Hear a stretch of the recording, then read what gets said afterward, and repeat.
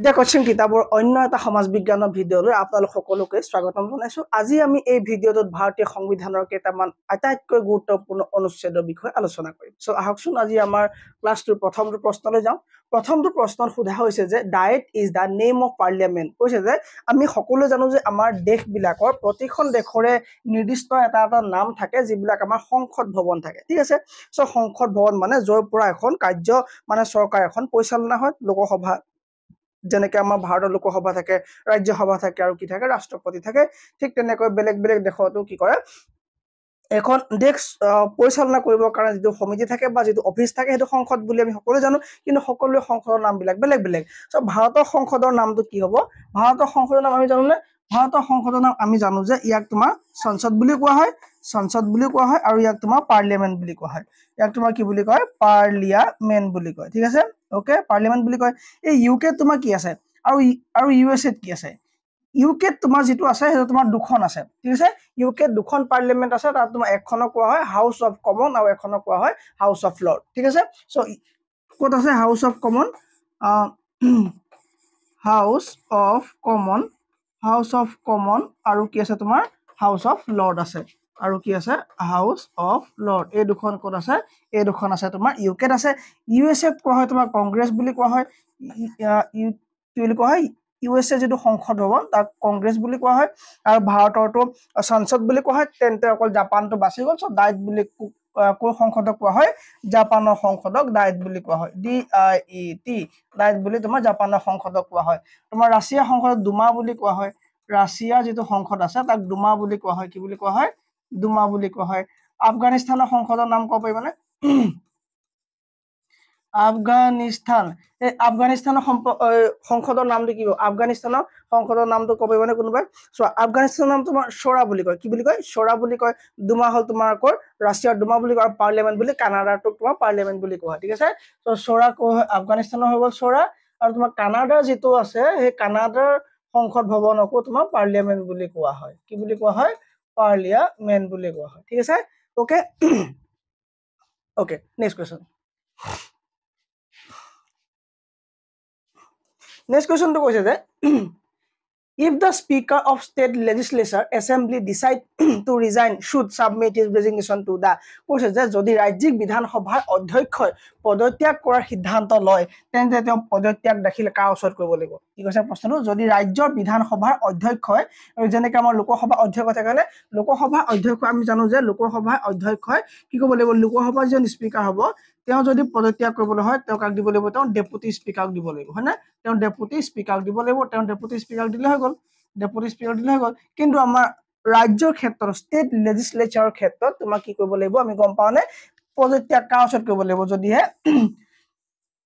যদি ৰাজ্যিক বিধানসভাৰ অধ্যক্ষই পদত্যাগ কৰাৰ সিদ্ধান্ত লয় তেওঁ কাক দিব লাগিব? তেওঁ তোমাক কাক দিব লাগিব? তেওঁ CM-ক দিব পাৰিব নে? CM-ক দিব পাৰিব, তেওঁ গভৰ্ণৰক দিব লাগিব। ঠিক আছে, সো আমি এইকেইটা অলপ চাওঁ।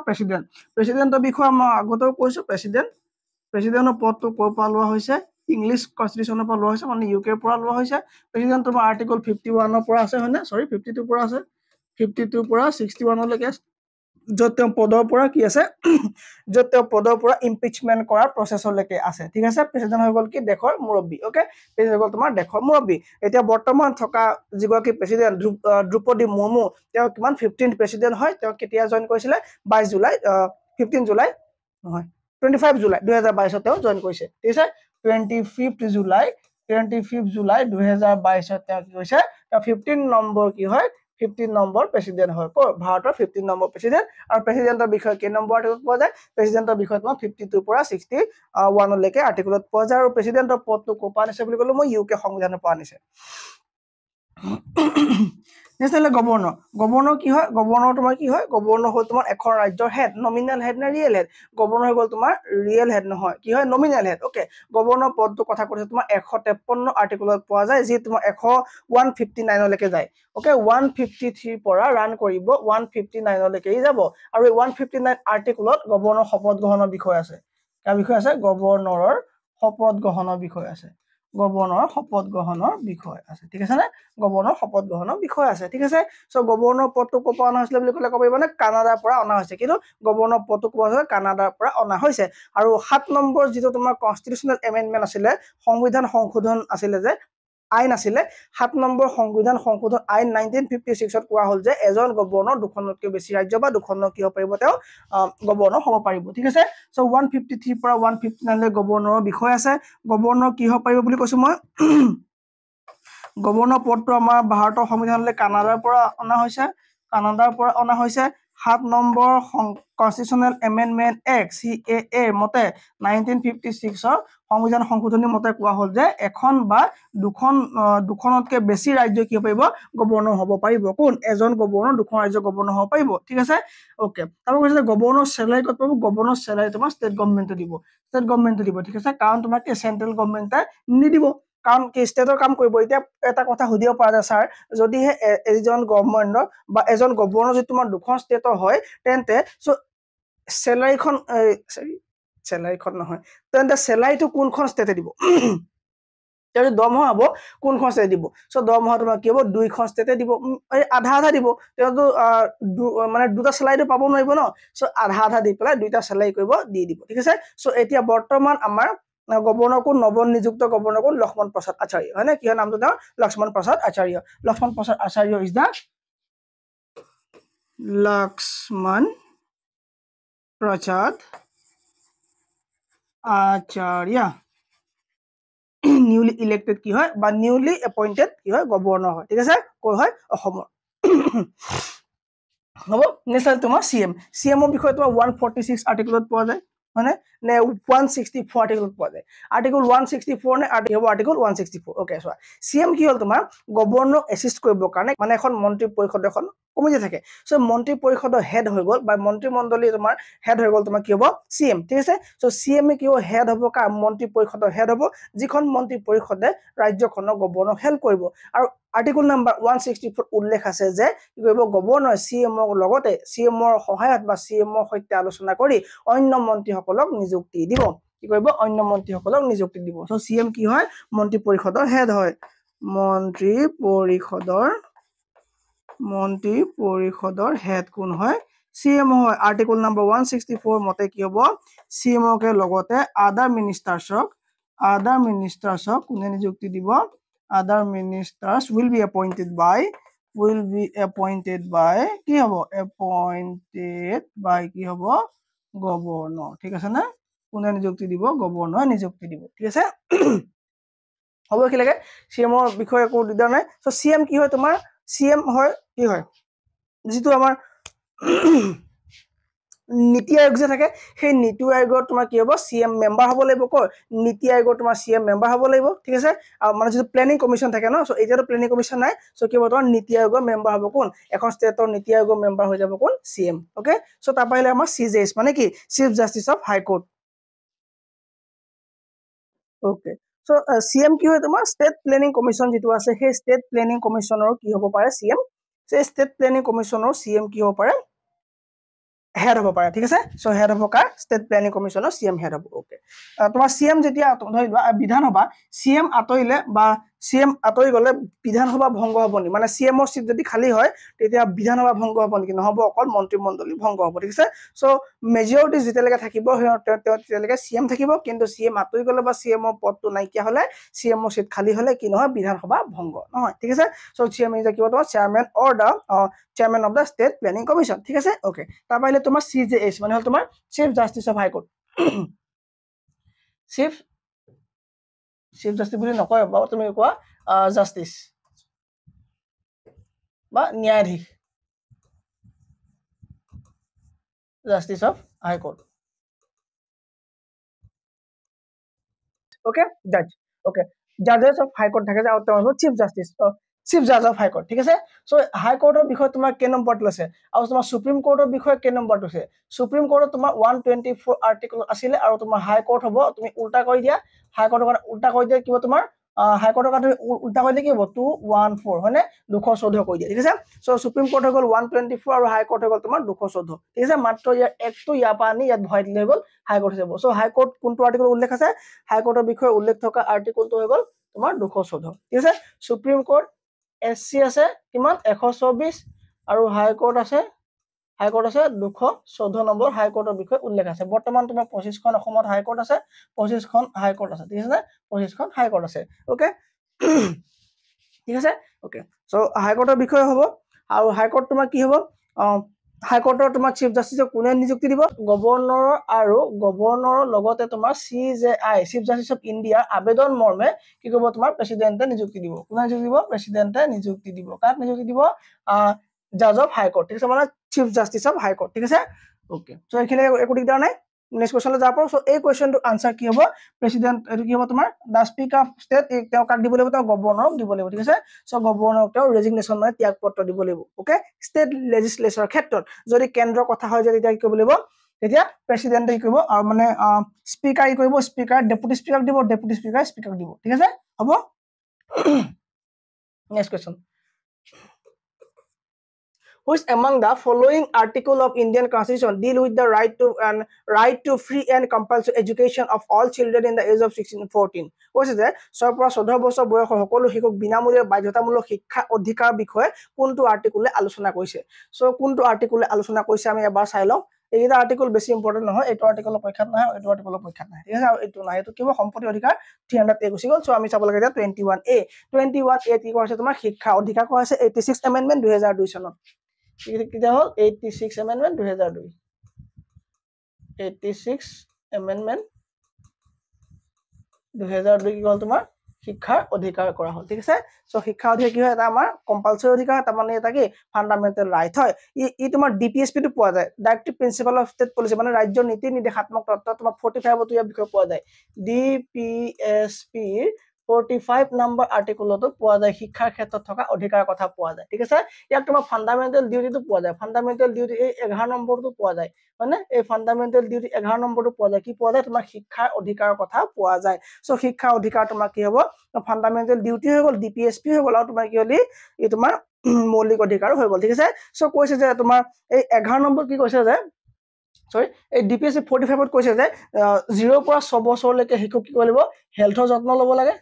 হেলথৰ যত্ন ল'ব লাগে আৰু 6 পৰা 14 বছৰ বয়সলৈকে শিশুক কি কৰিব লাগে এই এডুকেশ্যনৰ ওপৰত ধ্যান দিব লাগে এডুকেশ্যনৰ ওপৰত গুৰুত্ব দিব লাগে বুলি কৈছে ঠিক আছে সো শিক্ষাৰ ক্ষেত্ৰত গুৰুত্ব দিয়া আৰ্টিকলটোৰ নাম কি তোমাৰ 21A ঠিক আছে সো এই ফান্ডামেন্টাল ডিউটি কৰিছে 51A আছে সো 51A আৰ্টিকল হয় না 51A নামৰ আৰ্টিকল ঠিক আছে সো পাৰ্ট কি হ'ব পাৰ্ট 1 ৰ পৰা 4 হলে হৈ গল কি পাৰ্ট 1 ৰ পৰা 4 হলে হৈ গল পাৰ্ট 1 সংবিধানৰ ভাগ 1 ত আছে 1 ৰ পৰা 4 লে আৰ্টিকল 5 ৰ পৰা 11 লৈকে কিমান আছে 5 ৰ পৰা 11 লৈকে আছে পাৰ্ট 2 মানে ভাগ 2 আৰ্টিকল হয়নে আৰু পাৰ্ট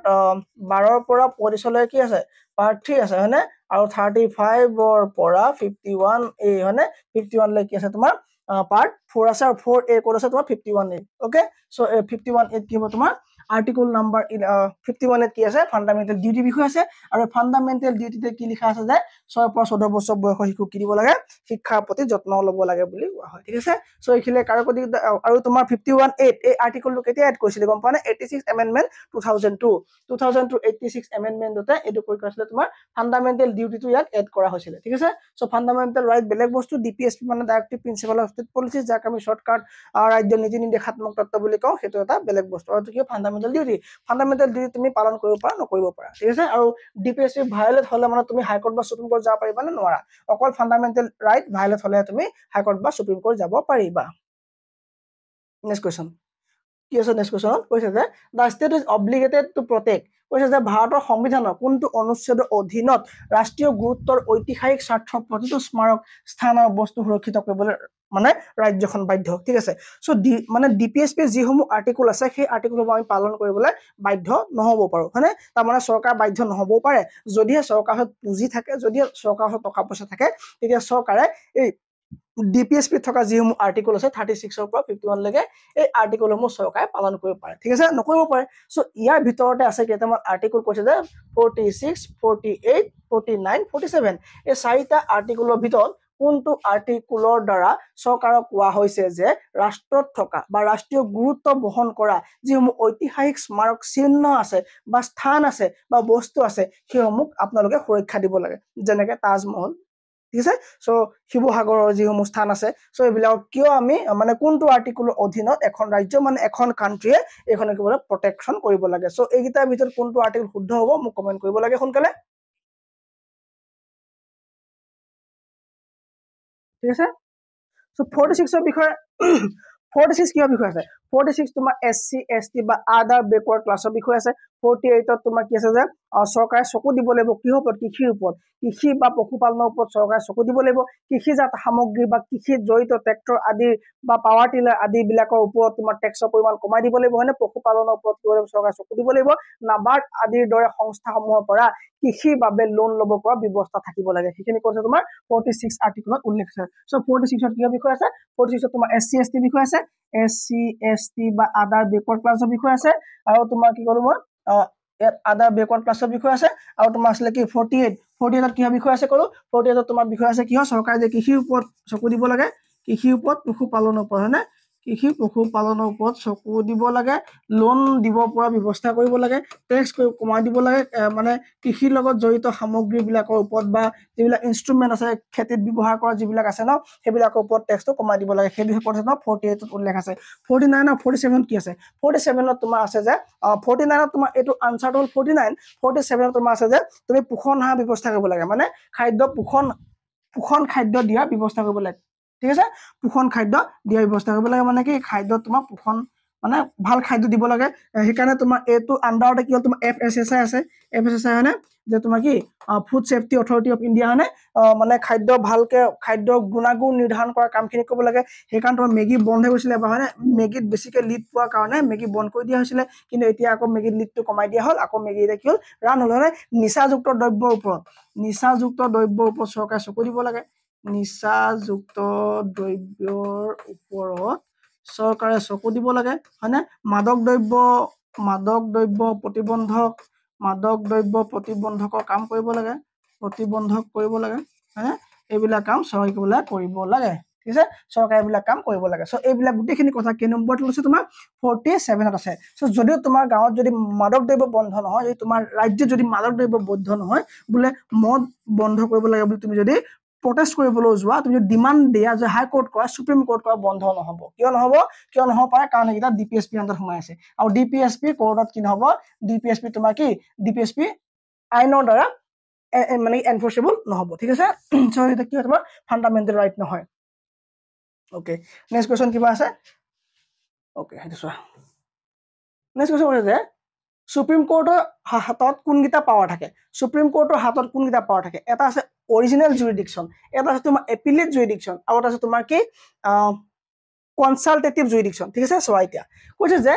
সুপ্ৰিম কোৰ্টৰ হাতত তলৰ কোনকিটা পাৱাৰ থাকে সুপ্ৰিম কোৰ্টৰ হাতত কোনকিটা পাৱাৰ থাকে প্ৰথম হ'ল যে অৰিজিনেল জুৰিডিকশন এই অৰিজিনেল জুৰিডিকশন মানে হৈ গ'ল তোমাৰ ষ্টেট এখন ভাৰ্সাস ষ্টেট এখন ঠিক আছে সো ষ্টেট ভাৰ্সাস ষ্টেট যেতিয়া কাজিয়া হয় বেলেগ এখন ৰাজ্যৰ লগত যেতিয়া বেলেগ এখন ৰাজ্য কাজিয়া হয়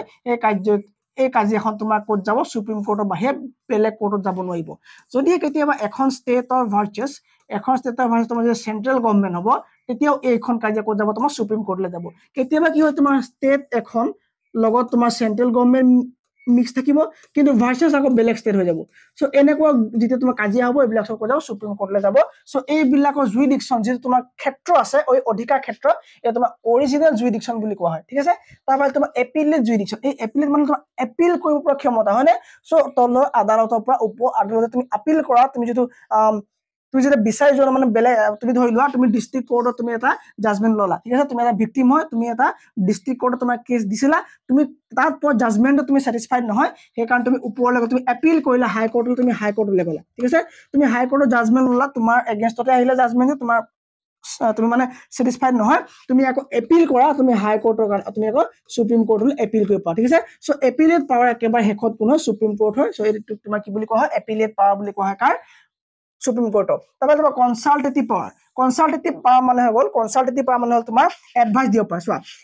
এইটো পাৱাৰ অধীনত তোমাৰ এইটো কেই নম্বৰত লৈছে গম পোৱা নাই কনসালটেটিভ পাৱাৰটো 143 নম্বৰ আৰ্টিকল আছে আৰু তোমাৰ অৰিজিনেল পাৱাৰটো 131 নম্বৰ আৰ্টিকল আছে আৰু তোমাৰ মই এবাৰ লিখি দিও নেকি 131 নম্বৰত আছে তোমাৰ অৰিজিনেল জুৰিডিকশন 131ত যেটো আৰ্টিকল আছে সেই আৰ্টিকলটোৱে কৈছে যে অৰিজিনেল জুৰিডিকশন মানে চৰকাৰৰ বা ষ্টেট গভৰ্ণমেন্টৰ মাজত যিকোনো দুখন ষ্টেট গভৰ্ণমেন্টৰ মাজত কেছ চলিলে হেতু তোমাৰ সুপ্ৰিম কোৰ্ট যাব যদি ষ্টেট গভৰ্ণমেন্ট আৰু চেন্ট্ৰেল গভৰ্ণমেন্টৰ মাজত কেছ চলে হেতু তোমাৰ ওইটো কি হ'ব অৰিজিনেল জুৰিডিকশ্যন আন্ডাৰ আৰ্টিকল 131 গৈ পেলাই সুপ্ৰিম কোৰ্ট যাব যদি ডিস্ট্ৰিক্ট কোৰ্ট বা হাই কোৰ্টলৈ যায় হেতু তোমাৰ কি হ'ব এপিলেট জুৰিডিকশ্যন হ'ব আৰ্টিকল 132 অধীনত হ'ব আৰু তলতো হৈ গ'ল তোমাৰ কি হ'ল কনসালটেটিভ জুৰিডিকশ্যন এই কনসালটেটিভ জুৰিডিকশ্যন তোমাৰ আৰ্টিকল 143 আছে ঠিক আছে এই আৰ্টিকল 143 কোৱা হৈছে যে কি হ'ব যে এই আৰ্টিকল 143 একৰ্ডিং কৈছে যে সুপ্ৰিম কোৰ্টে এডভাইস দিব লাগে সুপ্ৰিম কোৰ্টে এডভাইস দিব লাগে বা কিছুমান সাজেশন দিব লাগে বা সাজেশন দিবলৈ কাক দিব লাগে সাজেশনস কাক দিব লাগে কৈছে যে প্ৰেসিডেন্টক দিব লাগে ঠিক আছে প্ৰেসিডেন্টক সাজেশন দিব লাগে বুলি কৈছে ঠিক আছে সো কিবা ক্ষেত্ৰত এডভাইস বা সাজেশন সুপ্ৰিম কোৰ্টে প্ৰেসিডেন্টক দিব লাগে বুলি কৈছে আৰু লগতে এই আৰ্টিকল কৈছে যে প্ৰেসিডেন্টে বোলে এই এডভাইস ফলো কৰিবলৈ বাধ্য নহয় ঠিক আছে সো যদি মানে সুপ্ৰিম কোৰ্টে যে দিয়া এডভাইসবোৰ প্ৰেসিডেন্ট অফ ইন্ডিয়াই ফলো কৰিবলৈ বাধ্য নহয় আকৌ লগতে কৈছে যে সুপ্ৰিম কোৰ্টেও বোলে প্ৰেসিডেন্টক এইবোৰ এডভাইস দিবলৈ বাধ্য নহয় তাৰ মানে এটাও হিটো মানে বাধ্য নহয় ঠিক আছে সো আৰ্টিকল 131 132 আৰু 143 শেষ হৈছে ঠিক আছে সো ইয়া শুদ্ধ আনসাৰ হ'ব সো গুটেই গিটা পাৱাৰে আছে কাৰণ সুপ্ৰিম কোৰ্টত আনসাৰ ডি অৰিজিনেল পাৱাৰ আছে এপিলেট পাৱাৰ আছে এন্ড কনসালটেটিভ পাৱাৰ আছে কা আছে সুপ্ৰিম কোৰ্টৰ আছে next question right to property is a fundamental duty na economic duty na political na none of this fundamental der হয় নেকি নহয় আগতে আছিল এটা তোমাৰ 300 এ লৈ না হল মানে ইয়াৰ তোমাৰ এটাও নহয় আৰু কি হ'ব none of this এটা কি লিগ্যাল ৰাইট বৰ্তমান এটা কি হয়তো লিগ্যাল ৰাইট মানে কি আইনী অধিকাৰ লিগ্যাল ৰাইট মানে কি আইনী অধিকাৰ তাৰ মানে কি তোমাৰ পৰা চৰকাৰে লব পাৰিব কিন্তু তোমাৰ গাঁৱৰ মানুহে তোমাৰ খুৰা খুৰী এইবিলাক কি নহয় তোমাৰ পৰা লব নোৱাৰে 1978 ৰ যিটো তোমাৰ 44th এমেন্ডমেন্ট কৰা হৈছিল সেই এমেন্ডমেন্টৰ দ্বাৰা এটো সম্পত্তি অধিকাৰটো ফান্ডামেন্টাল ৰাইট পৰা লৈ নি পেলাই লিগ্যাল ৰাইটলৈ দিয়া হল 1978 44th এমেন্ডমেন্টত এটো কাম কৰি দিয়া হল ঠিক আছে 300 এলে লৈ না হল ঠিক আছে সো আজি মোৰ দেৰি হৈ আছে মোৰ অফলাইন ক্লাস আছে সো এখানে মই স্পিড কৈছো যদি বেছি স্পিড আছে মই স্লো কৰি লব যদি নাই হয় কোনো প্ৰবলেম নাই ঠিক আছে আৰু ইয়া পাছৰ খণ্ডটোৰ কাৰণে সাবস্ক্ৰাইব কৰি ৰাখিব থ্যাংক ইউ ভেৰি মাচ